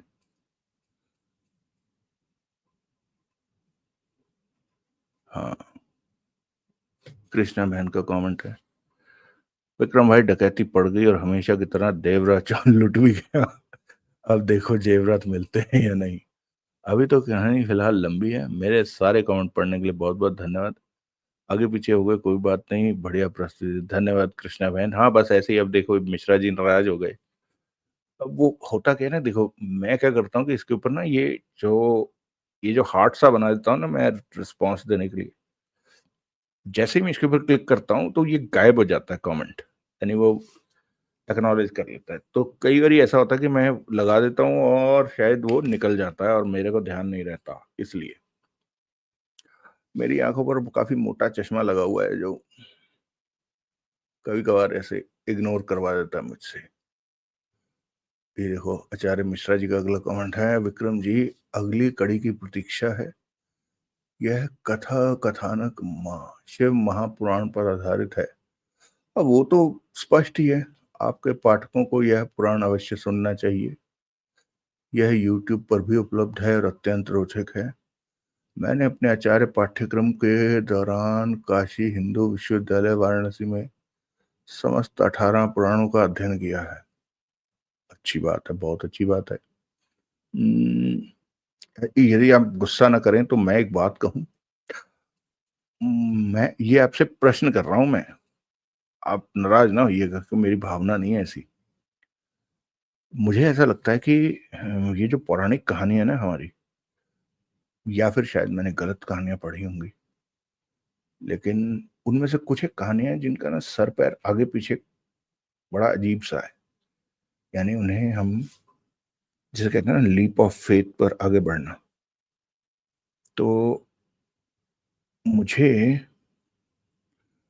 इसलिए उनको ना और उसको आधे से ज्यादा तो हमारे ये जो बॉलीवुड है ना, इसने मुझे लग रहा है उनके उनका जो स्वरूप है वो बिगाड़ दिया है, विशेषकर पुराणों का। अब चूंकि आपने इसका अध्ययन किया है तो बताइएगा कि ये पुराण कहने का मतलब वही है ना कि पुराण जो है वो पुराने लोगों ने कोई कहानियां लिखी हुई हैं, राइट? उन्होंने अपने विचार लिखे हुए हैं। ये पुराण उसी को कहते हैं। जैसे आपने कहा शिव पुराण, ऐसे विष्णु पुराण है, गरुड़ पुराण है, आदि आदि है। तो ये मतलब लोगों के विचार ही हैं, लोगों के जो यानी पुराने जो ऋषि थे उन्होंने बताया हुआ है कि ये ऐसे कहानी हुई, राइट? जो उन्होंने बताया उसके हिसाब से ऐसा कोई हमारे पास उसका प्रत्यक्ष प्रमाण नहीं है, राइट? ऐसा मुझे लगता है। अब बताइएगा। हम्म, ये महाशिव पुराण पर आधारित, शिव महापुराण पर आधारित है या नहीं, ये तो मैं नहीं कह सकता। लेकिन हाँ, हम जो कहानियां सुनते हैं, जैसे अ, भगवान शिव हो गए, नंदी जी हो गए, महाराज दक्ष हो गए, सती जी हो गई, ठीक है, कनखला हो गई, और ये जितने भी किरदार हैं वो सारे के सारे, कहने का मतलब, वो हमने और कहानियों में सुने हैं। क्योंकि मैंने तो नहीं पढ़ा महापुराण, तो मुझे नहीं पता, लेकिन आप कह रहे हैं तो मैं मानता हूँ कि उसी पर आधारित है। लेकिन इसे थोड़ा सा ना अलग ढंग से बंदे ने लिया हुआ है। और इसको ट्रांसलेट करते टाइम जैसे किसने लिखा था? हाँ, कृष्णा बहन ने लिखा था शायद कि ये जो हेक्टेयर वगैरह आ रहे हैं वर्ड्स, तो वो जो ट्रांसलेशन है ना, वो इसलिए किया गया है मेरे द्वारा ताकि आज के जितने भी आज के वर्ड हैं, वो मैंने आज के हिसाब से लिखे क्योंकि उनका मुझे कोई एग्ज़ैक्ट हिंदी वर्ड उस काल का मिला नहीं। जो मिला वो मुझे नहीं लगता कि हम यदि बोलेंगे तो सामने वाले को उसका अर्थ समझ में आ जाएगा। इसलिए वैसे शब्दों का प्रयोग किया गया है। तो खैर, धन्यवाद आपके कमेंट के लिए। अमर सिद्ध जी कह रहे हैं विक्रम भाई, देवराज चौहान को हर बार लास्ट में धोखा ही मिलता है, तो वो डकैती करता ही क्यों है? सुनाने के लिए शुक्रिया। अच्छा, नहीं देखो, वो तो भाई अपना काम करता है। काम हर आदमी को करना चाहिए। काम मतलब ऐसे तो फिर बैठ जाता देवराज चौहान की, यार क्या करें, हमने लुट तो जाना ही है। नहीं, और यही शास्त्रों का ज्ञान है। अभी हमने शास्त्रों की बात की है, कर्मण्येवाधिकारस्ते। तो अपना कर्म तो करना ही पड़ेगा ना, और जरूरी थोड़ी है कि वो फेल ही हो। हाँ, और यही तो मुझे दुख है। अब क्यों हर बार अनिल मोहन जी ने उसके हाथ से, जो मुझे लगता है कि क्यों ऐसा दिखाया गया, क्योंकि एक तो ये पहले से ही पल्प फिक्शन है ना, जिसे हिंदी में आज भले लोग कहते हों, उस वक्त लोग वाग जब भी कोई, क्या कहूँ, सभ्य समाज के लोग बात करते हैं कि क्या पढ़ रहे हो, अगर मान लो हाथ में नॉवल होता था, वो जो अंकल जी वगैरह होते थे, क्या क्या अश्लील साहित्य पढ़ रहे हो तुम, उनके मुंह से यही निकलता था। तो उस तरह के माहौल में यदि एक डकैत हर बार कामयाब हो जाए, तो ऐसा माना जाएगा कि जो ये लेखक है ये समाज को सही दिशा नहीं दिखा रहा है। तो समाज को पूरा मजा देने के बाद सही दिशा भी दिखानी होती है। जैसे शोले फिल्म में ठाकुर सारी जिंदगी ये कोशिश करता रहा कि मैं गब्बर को अपने हाथ से मारूं, लेकिन बाद में एंड में पुलिस आ जाती बीच में। वो पुलिस जो कभी नहीं आई, वो पुलिस जिसने कभी कोई सुरक्षा नहीं की, वो गब्बर को बचाने आ जाती है, क्योंकि मोरल ऑब्लिगेशन है ये। सेंसर वाले जन और हम भारतीयों में सबसे बड़ी बीमारी है, अपने लिए हम सब करेंगे, जो ही किसी दूसरे को जज करने का मौका मिला, उस वक्त हम सारे के सारे फीते निकाल कर खड़े हो जाते हैं। इस हिसाब से इसे इतना लंबा होना चाहिए, इस हिसाब से इतना चौड़ा होना चाहिए, क्योंकि फीता लग किसी दूसरे के ऊपर रहा है। तो यही काम सेंसर बोर्ड का या जो भी लोग इन चीजों को चेक करने वाले होते थे वो करते थे। चलिए, आपके कमेंट के लिए धन्यवाद। आपके कमेंट के उत्तर में किसी ने लिखा हुआ है, मुझे लग रहा है शायद इसीलिए दिख रहा है ये नीचे के नीचे। मोहित कुमार जी कह रहे हैं क्योंकि लेखक वही लिखता है जो उनकी नजरों में पाठक को पसंद आता है।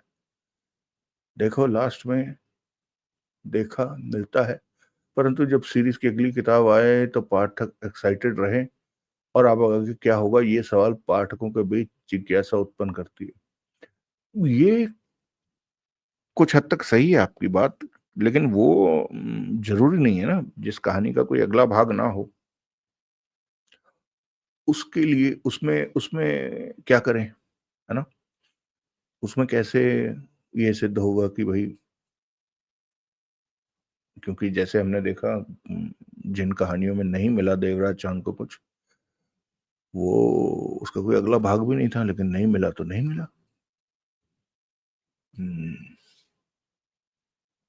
सुमित गुप्ता जी भी लिख रहे हैं उसी कमेंट के उत्तर में, पर देवराज चांद से जगमोहन को गाड़ी लेते वक्त पहचानने में गलती कैसे हो सकती है? उससे मान एक बार ख्याल उसके मन में एक बार ख्याल नहीं आया जगमोहन ने रुमाल मुंह पर क्यों लपेटा हुआ है? अरे, बिल्कुल सही कहा आपने। ये जो देखो, इसका उत्तर ये है, आप आजकल की फ़िल्में छोड़ दें, आजकल थोड़ा क्योंकि टेक्नोलॉजी ज़्यादा हो गई है तो ज़रूरत से ज़्यादा ही कुछ करने लग गए हैं। अन्यथा आपने हिंदी फ़िल्में देखी होंगी जो 80 70, 80, 90 में बनी हैं। उनमें एक आदमी यानी पता नहीं कौन-सी फ़िल्म थी, उसमें मैंने देखा है, हालाँकि मैं छोटा था, शायद देवराज चौहान देवानंद था या कोई और थे। शायद देवानंद साहब थे मेरे ख़्याल से या फिर कोई और, कोई भी लगा लीजिए और आपने ऐसा अक्सर देखा होगा। केवल वो एक मूंछें लगा लेता है और चश्मा पहन लेता है, तो जो आदमी सिनेमा के इस तरफ बैठे हुए 400 लोगों को साफ दिख रहा है कि ये डैनी ही है या ये देवानंद ही है, वो यदि लड़कियों के कॉलेज में जाता है तो लड़की नहीं पहचान पाती है, वो गुंडों में चला जाता है तो गुंडे नहीं पहचान पाते हैं, वो थाने में चला जाता है तो पुलिस नहीं पहचान पाती है। होती थी ना, ऐसा फ़िल्मों में होता था ना, ये वही हुआ है बस। केवल एक रुमाल लगाने से, उसके बाल, उसकी जो लुक है, हम जो आदमी हमारे साथ रोज़ उठता-बैठता है, हम उसे पीछे से ही देखकर, उसकी एक झलक देखकर, मोस्ट ऑफ द टाइम्स हम उसकी छाया देखकर आइडिया लगा लेते हैं। ये सुनील वाली कहानी में वो जो जैसे लड़की नीचे पैर देखकर खड़े होने का अंदाज़ लगा लेती थी ना, ऑब्ज़र्वेशन ही इंसान क्या सब जानवरों में, नहीं तो शेरनी अपने बच्चों को ट्यूशन थोड़ी भेजती है, कि जाओ बेटा जाके पढ़ के आओ, वहाँ एक बूढ़ा बिना दाँतों वाला शेर बैठा हुआ है, वो आपको तुम्हें पहले थ्योरी पढ़ाएगा कि हिरन का शिकार कैसे करना है। वो लेके घूमती है और फिर एक जगह उनको वो खुद ही बैठ जाते हैं और देखते हैं, सिर्फ़ ऑब्ज़र्व करते हैं। ऑब्ज़र्वेशन सबसे बड़ी चीज़ है और ये इंस इंसान छोड़ो, हर तरह के जानवर के अंदर की एक इन्हेरेंट क्वालिटी है, जिसकी ऑब्ज़र्वेशन जितनी ज़्यादा स्ट्रॉन्ग होगी और जितनी ज़्यादा तेज़ होगी, वो उतना ही ज़्यादा उस चीज़ को पकड़ लेगा। तो ख़ैर, बट आपने बात सही की है, लेकिन हम इस तरह के मापदंड से तो फिर कहानी बन नहीं ना पाएगी। तो अगर डैनी ने मूंछें लगा ली हैं और चश्मा लगा लिया है तो उसे निकल जाना चाहिए एयरपोर्ट से, क्योंकि पुलिस को धोखा हो गया है कि ये वो गुंडा नहीं है। वैसे ही देवराज चौहान को धोखा हो गया। अवतार भाई कह रहे हैं, विक्रम भाई नमस्कार, मेरी पत्नी का क्या करूं जो 364 दिन तो आराम से जीने नहीं देती, एक दिन करवा चौथ का व्रत करके मुझे मरने भी नहीं देता। कोई अच्छी सी सलाह बताइएगा, कहानी सुनाने का धन्यवाद। अवतार भाई, ये आपने मजाक में लिखा है, मैं मानता हूँ, लेकिन वो एक दिन जो है ना, वो सबसे इम्पोर्टेंट दिन है, क्योंकि आप उसे 364 के बदले में नहीं कर सकते। आप ये बताइएगा कि ये जो बाकी 364 दिन है, उनमें आपने कभी वैसा कुछ किया कि नहीं, या जो भी कोई जिसे सवाल लगता है। इसमें मैं खुद अपने आप को भी शामिल करता हूँ, लेकिन नहीं। तो इस दिन का अपना महत्व है, बाकी 364 का अपना महत्व है और उसके अंदर भी हर दिन का अपना महत्व है। मैं समझ रहा हूँ आप मजाक कर रहे हैं, लेकिन मैं जरा भावनात्मक आदमी हूँ। धन्यवाद कमेंट के लिए। शालू की गिगनारिया, ओके। सॉरी अगर मैंने गलत नाम पढ़ा हो आपका, तो मुझे क्योंकि सारा कुछ एक ही साथ आ रहा है तो इसलिए। शालुगी, हाँ शालू, हाँ शालू गिगनारिया ही नाम है शायद। विक्रम भाई नमस्कार, धन्यवाद, नमस्कार। रोहनलाल, पाप का घड़ा नमक पाप का घड़ा नामक कहानी में देवराज चांद से धोखा करता है। मैं अवतार पूरब, अच्छा अवतार जी हैं। ओहो, हाँ अवतार जी, बिल्कुल सही कहा आपने, वो पाप का घड़ा है। पाप का घड़ा, पाप का घड़ा, एक मिनट देखने दो मुझे। पाप का घड़ा, ग, ख, ग, घ,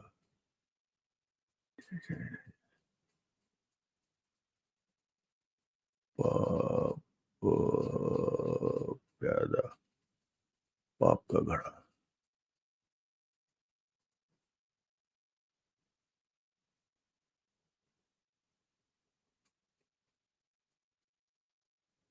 बैकुंठलाल, जुगल किशोर, हाँ ठीक कह रहे हो, पाप का घड़ा ही है, सही कहा, धन्यवाद। शैलेश भाई ने काउंट किया है। कल की बात पर वापस आते हुए मैं कहना चाहूंगा कि सुनील और देवराज चांद के मामले में हर किसी का अलग अलग दृष्टिकोण है। बिल्कुल सही, मैं आपसे सहमत हूँ। मैं आपके दृष्टिकोण की सराहना करता हूँ, लेकिन मैं सुनील के बारे में एक बात जोड़ना चाहूंगा कि कुछ कहानियों में सुनील देशभक्त खुफिया अधिकारी है। अब ये देखिए, यहाँ भी हम प्रेजुडिस्ड हैं कि जो आदमी खुफिया अधिकारी है वो देशभक्त ही होगा, जबकि हमें अच्छी तरह से पता है कि भारत की लंका खुफिया अधिकारियों ने ही लगवाई है। क्या नाम था उसका, हमें थोड़ा याद आने दो मुझे, जो सीआईए को बिक गया था अभी कुछ दिन पहले ही।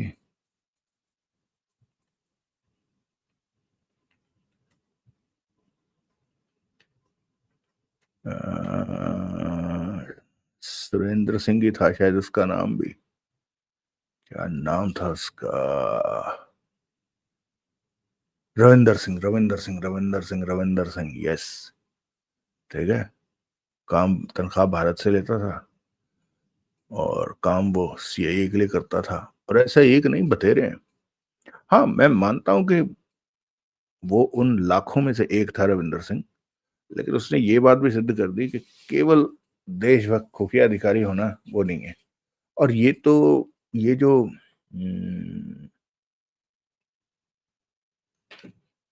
जो मैं बताना चाहता हूँ ये है कि होता क्या है ना कि सुरेंद्र मोहन पाठक जी ना,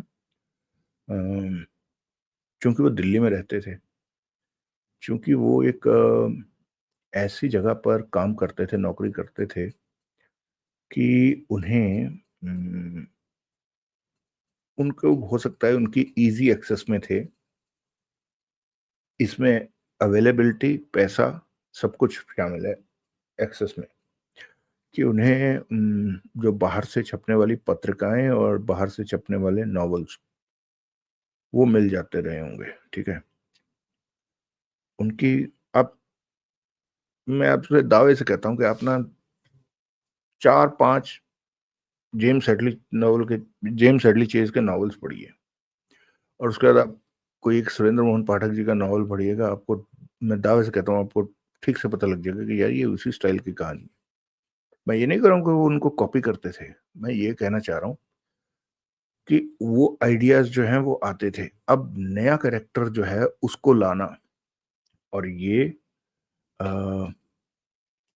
और ये पाठक साहब ने खुद ही कहा हुआ है कि जब सुनील चल निकला, सुनील चला था उनके हिसाब से, कौन सी कहानी में मुझे याद नहीं आ रहा, उन्होंने कहीं बताया है, किसी एक कहानी के बाद सुनील चला, सुनील चला तो वो जो प्रकाशक हैं वो किसी और आइडिया को पकड़ते ही नहीं थे। उनके हमेशा डिमांड होती है सुनील ही होना चाहिए, सुनील को लेके आओ। ठीक है, जबकि पहले हर आदमी ने उन्हें ये धिक्कारा कि क्या पत्रकार है, पत्रकार, क्योंकि हर आदमी को, मैंने कहा, उस दौर में जो भी आम आदमी के एक्सेस में पत्रकार होता था, वो एक ऐसा झोला छाप कॉमरेड होता था जिसे कोई बात नहीं करना चाहता था। जितने भी सक्सेसफुल पत्रकार थे वो आम आदमी की पहुंच से बहुत दूर थे। इसमें आप हर किसी को जोड़ सकते हैं उस दौर के, इंक्लूडिंग, आप खुद देखिए ना, कुलदीप नैयर जैसे, तवलीन सिंह जैसे, अमृता प्रीतम, नहीं अमृता प्रीतम नहीं, क्या नाम है उसका,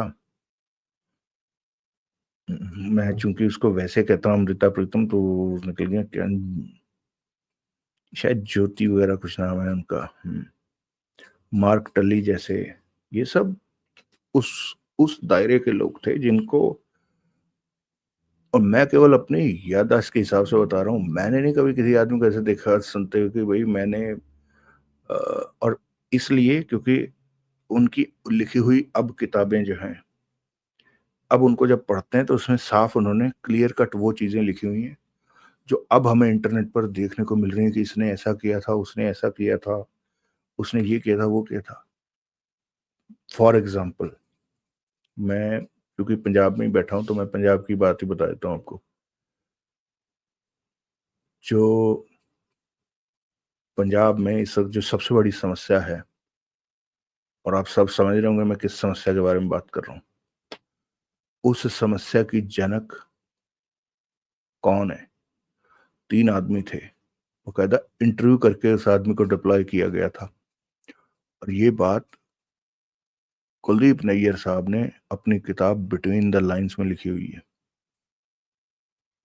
201 से लेकर 210 तक किसी, क्योंकि किताबें अब बारी बारी छप रही हैं तो आगे पीछे हो जाते हैं पन्ना नंबर, लेकिन वो ये बात आपको 201 से 210 नंबर पन्ने तक कहीं भी मिल सकती है। और उस पर पूरी तरह से लिखे हुए नाम की संजय गांधी, कमलनाथ और ज्ञानी जैल सिंह, 3 आदमियों ने इंटरव्यू करके डिप्लॉय किया गया था। यानी इन लोगों को इस तरह की बातों की एक्सेस थी। तो पत्रकार को एक्सेप्ट नहीं करते थे, लेकिन जब पत्रकार चल पड़ा तो फिर पाठक साहब से डिमांड होने लगी पत्रकार। तो कोई भी ऐसा प्लॉट जिसमें बाहरी देश में जाना और वहां पर कुछ करना, उसमें सुनील को फिट करने के लिए बहुत आसान था कि उसे सीआईडी का बंदा बना दो, या जो भी कोई खुफिया एजेंसी है जिसमें वो काम करता है। मैं सुनील के विरुद्ध नहीं हूं, आपने देखा होगा मैं सुनील की ही किताबें डाल रहा हूं, और देवराज चांद के बाद मेरी सेकंड बेस्ट जो है वो सुनील ही है, ठीक है। लेकिन मैं वैसे बता रहा हूं कि अ, यानी देवराज चौहान से तुलना नहीं मैं होने दे सकता। ऐसे कह रहा हूँ, जाने दीजिए, बहुत बातें होगी, आगे बढ़ते हैं। मुझे लगता है आप इस बात से सहमत होंगे, कहानी की बात करें तो मुझे लगता है इस बार भी देवराज चौहान खाली हाथ रहेगा। बिल्कुल सही कहा, हमेशा की तरह उनके सहयोगी उनके साथ धोखाधड़ी करते हैं। हाँ, सही कहा। और यही बात जो है ना, मुझे हैरानी होती है कि क्यों अनिल मोहन जी ने इस चीज को डेवलप नहीं किया, कि एक दो बारी गलती होती तो, और वैसे होना भी चाहिए जब हम, यानी अगर तो देवराज चांद की ऐसी आदत होती फिर जगमोहन और सोहनलाल भी साथ नहीं होने चाहिए थे, सीधी सी बात है। या फिर उन्हें किसी ना किसी ऐसे लोगों पर बैंक करना चाहिए था, और उस तरह से प्लॉट बनाते। खैर, आपने कहा मेरी उम्र का पता नहीं, आपकी जानकारी बता दूं मेरी उम्र 50 साल है। अच्छा, हाँ तो फिर आप तो बड़े ही हैं मुझसे, आपने लिखा भी है मुझे लगता है। हाँ तो फिर आप मेरी बातों से को का तारतम्य पकड़ पा रहे होंगे मैं क्या कह रहा हूँ, है ना, कि आप मुझसे कम से कम 6 साल बड़े हैं, तो आपको पता है कि मैंने अपने बचपन में या बढ़ते हुए कभी भी ऐसे नहीं देखा कि ये कोई ग्लोरियस पत्रकार है या ये है ये वो है। और जितने भी बड़े पत्रकार थे वो पहुंच के बाहर ही होते थे, कभी कभार अखबार में उनका नाम देखने को मिल जाता था, इससे ज्यादा कुछ नहीं। और तब उनकी कोई वैल्यू भी नहीं पता चल रही थी, पता लगने भी तब लगी जब ग्रेजुएशन आदि में हुए, तो ना ही वो आम जनजीवन में किसी बोलचाल की भाषा में आते थे। चलिए दोस्तों, बहुत हो गई बातें, सारे कमेंट समेट दिए गए हैं। आप सबका इतने अच्छे अच्छे कमेंट्स करने के लिए बहुत बहुत धन्यवाद। मैं अभी फटाफट कहानी को बंद करके और अपलोड करूं। मिलते हैं इस कहानी के शायद क्या करीब करीब अंतिम भाग में। तब तक के लिए आप सब सुखी रहें, स्वस्थ रहें, खुश रहें। जय हिंद, वंदे मातरम।